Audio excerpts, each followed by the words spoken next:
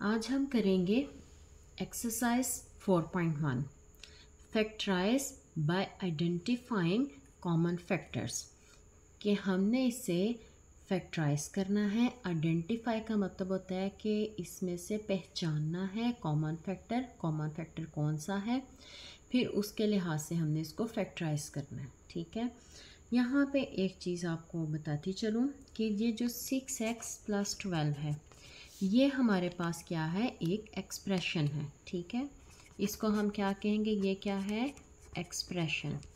इसमें जो 6x और 12 है, 6x और 12 ये हमारे पास क्या है, टर्म्स। ठीक है, ये फर्स्ट टर्म है और ये क्या है, सेकंड टर्म।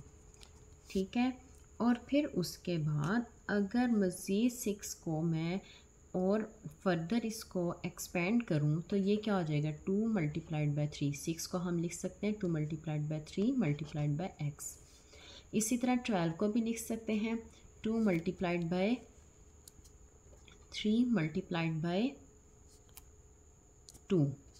ठीक है, 2 3 ज़ा 6, 6 2 ज़ा 12। ठीक है, अब यहाँ पे ये इसके क्या हैं, ये इनके फैक्टर्स हैं। ये मैंने क्या किया कि ये इनके फैक्टर्स बना दिए। इनको क्या कहते हैं, फैक्टर्स। और अगर किसी भी एक्सप्रेशन में 2 टर्म्स हों तो उसको हम क्या कहते हैं, बाइनोमियल। बाइनोमियल का मतलब है, बाइनोमियल का मतलब क्या है, एक ऐसा एक्सप्रेशन जिसमें 2 टर्म्स हों। ठीक है, और trinomial, try means 3, by means 2 और ट्राई मीन्स 3। ट्राइनोमियल एक ऐसा एक्सप्रेशन जिसमें 3 टर्म्स हों, उसको हम क्या कहते हैं, ट्राइनोमियल। अब ये जो गिवन क्वेश्चन है ये हमारे पास क्या है, एक बाइनोमियल है। ठीक है, इसको अब हमने फैक्टराइज करना है।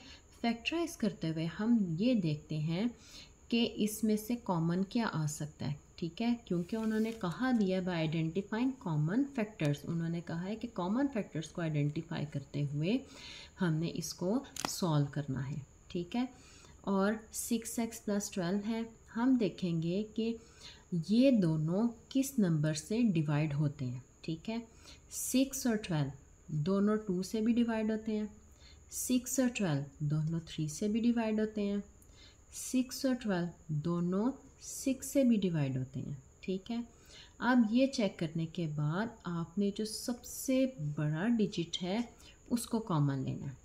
अब सबसे बड़ा डिजिट क्या है, 6, तो हम क्या करेंगे, हम 6 कॉमन ले लेते हैं। ठीक है, 6 1s are 6। ठीक है, x एज इट इज़ आ जाएगा और 6 2s are 12। ठीक है, ये हमारे पास कॉमन आ गया, 6 कॉमन ले लिया। जब हम कोई भी नंबर कॉमन लेते हैं तो आप ये देखें, जैसे 6 और 6 को डिवाइड किया, आप ये समझ लें 6 और 6 को डिवाइड किया तो हमारे पास क्या आ गया, 1, यहाँ पे 1 लगा दिया। फिर 12 और 6 को डिवाइड किया, 6 1s are 6, 6 2s are 12, तो इसकी जगह क्या लगा दिया, 2। डिवाइड करने के बाद जो आंसर आता है वो हम यहाँ अंदर ब्रैकेट में लिखते हैं।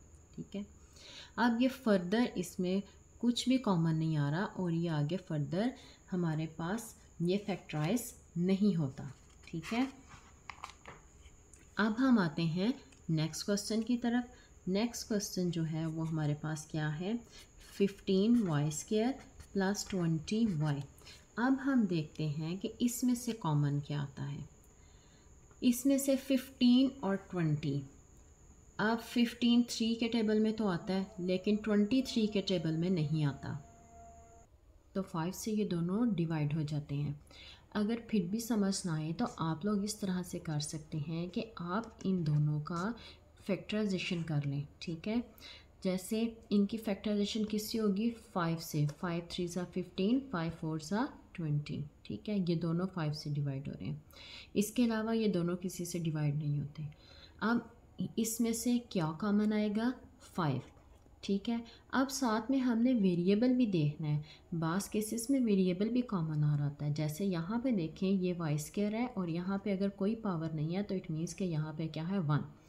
तो वेरिएबल में जो छोटी पावर होती है, जो सबसे कम पावर होती है, उसको हम कॉमन ले लेते हैं। ठीक है, यहाँ पे वाई स्क्वायर है और यहाँ पे वाई 1 है, तो हम यहाँ पे वाई रेज़ टू पावर 1 को कॉमन ले लेंगे।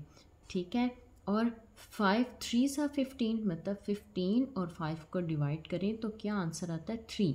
ठीक है, ये 3 यहाँ पे हम 15 की जगह 3 लगा देंगे। ठीक है, वाई स्क्वायर का मतलब क्या है कि 2y, मतलब y को हम 2 दफ़ा मल्टीप्लाई कर रहे हैं।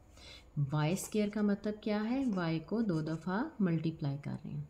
ठीक है, तो एक y तो पहले ही बाहर जा चुका है, तो हमारे पास क्या बचा, एक y। ये एक y पहले ही बाहर जा चुका है, हमारे पास एक y बचा, वो हमने यहाँ पे लिख लिया। ठीक है, फिर उसके बाद 5 4 ज़ा 20। ठीक है, यहाँ पे क्या आ जाएगा 4, और वाई रेज़ टू पावर 1 ये तो पहले ही बाहर जा चुका है। ठीक है, और अब आगे फर्दर हम अगर देखें तो ना तो ये सिंप्लीफाई हो रहा है, ना ही ये सिंप्लीफाई हो रहा है, ना तो इसमें से कुछ कॉमन आ रहा है और ना ही इसमें से कुछ कॉमन आ रहा है, तो यही हमारा आंसर होगा।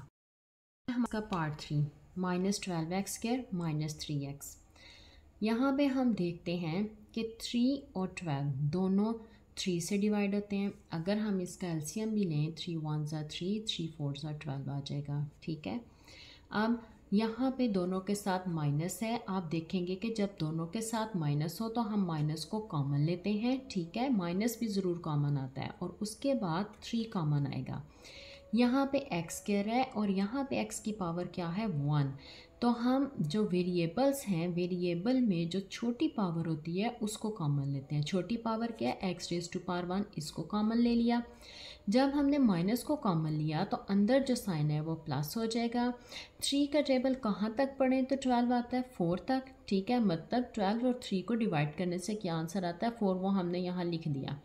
एक्स स्क्वायर का मतलब क्या है कि x को हमने 2 टाइम्स मल्टीप्लाई करना है। ठीक है, एक x बाहर चला गया और एक x यहाँ पे अंदर आ जाएगा। अब क्योंकि हम माइनस कॉमन लिया हुआ है, इस वजह से ये वाला साइन भी चेंज हो जाएगा, माइनस किस में कन्वर्ट हो जाएगा, प्लस में। और ये 3x ये सारे का सारा बाहर है। ठीक है, ये हमने कॉमन ले लिया। अगर ऐसा हो कि कोई टर्म सारी की सारी कॉमन आ जाए तो उसकी जगह हम क्या लगाते हैं 1। नेक्स्ट हमारे पास है पार्ट 4a² प्लस 8ab²। इसमें से हम देखेंगे क्या कॉमन आता है।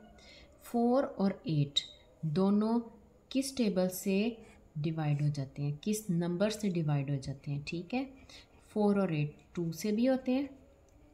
ठीक है, और 4 और 8 जो हैं ये 4 से भी होते हैं। 4 1 ज़ा 4, 4 2 ज़ा 8।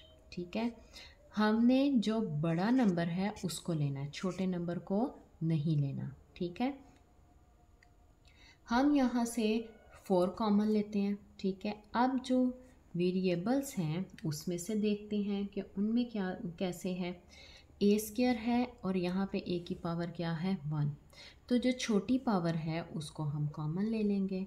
ठीक है, इसी तरह यहाँ पे b रेज़ टू पावर 1 है और यहाँ b की पावर क्या है 2, तो हम क्या करते हैं जो छोटी पावर है उसे कॉमन ले लेते हैं। ठीक है, ये 4 भी बाहर आ गया, b भी बाहर आ गया, एक a बाहर आ गया और अंदर क्या बचेगा, एक a।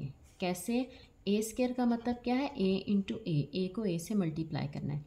एक a तो हमने निकाल लिया बाहर और एक a आ गया अंदर। ठीक है, प्लस अब यहाँ पे देखें 4 को, जब 4 और 8 को डिवाइड करते हैं हम तो हमारे पास क्या आंसर आता है 2। ठीक है, 8 को 4 से डिवाइड करेंगे तो आंसर क्या आएगा 2। ठीक है, 4 और 8 को डिवाइड करेंगे, यहाँ पे a सारे का सारा बाहर। ठीक है, और ये हमारे पास क्या है b²। ठीक है, b² में से एक b तो बाहर चला गया तो एक b अंदर आ जाएगा। अब फर्दर ना तो ये इसमें से कुछ कॉमन आता है ना ही इसमें से कुछ कॉमन आता है, और यही हमारा आंसर है। उसके बाद देखिए नेक्स्ट पार्ट है हमारा 5th part, xy -3x² plus 2x। इसमें से सबसे पहले तो हमें ये नज़र आ रहा है कि इसमें भी x है, इसमें भी x है, इसमें भी x है। ठीक है, तीनों में x मौजूद है, तो हम क्या करेंगे, x कॉमन ले लेते हैं, ठीक है। और x कॉमन क्यों लेंगे, क्योंकि यहाँ पे x की पावर क्या है 1, यहाँ पे x की पावर क्या है 1 और यहाँ x की पावर क्या है 2। जो छोटी पावर होती है, स्मॉलेस्ट जो एक्सपोनेंट है, उसको हमने कॉमन लेना होता है। तो x रेज़ टू पावर 1 को हमने कॉमन ले लिया। यहाँ पे बकाया क्या बचा अंदर, y, ठीक है, -3, एक्स स्क्वायर में से एक x बाहर और एक x अंदर, ठीक है, प्लस यहाँ पे क्या है 2 और ये x रेज़ टू पावर 1, ये सारे का सारा बाहर। अब आप देख सकते हैं इसमें से और कुछ फर्दर कॉमन नहीं आ रहा, ये और सिंप्लीफाई नहीं होगा।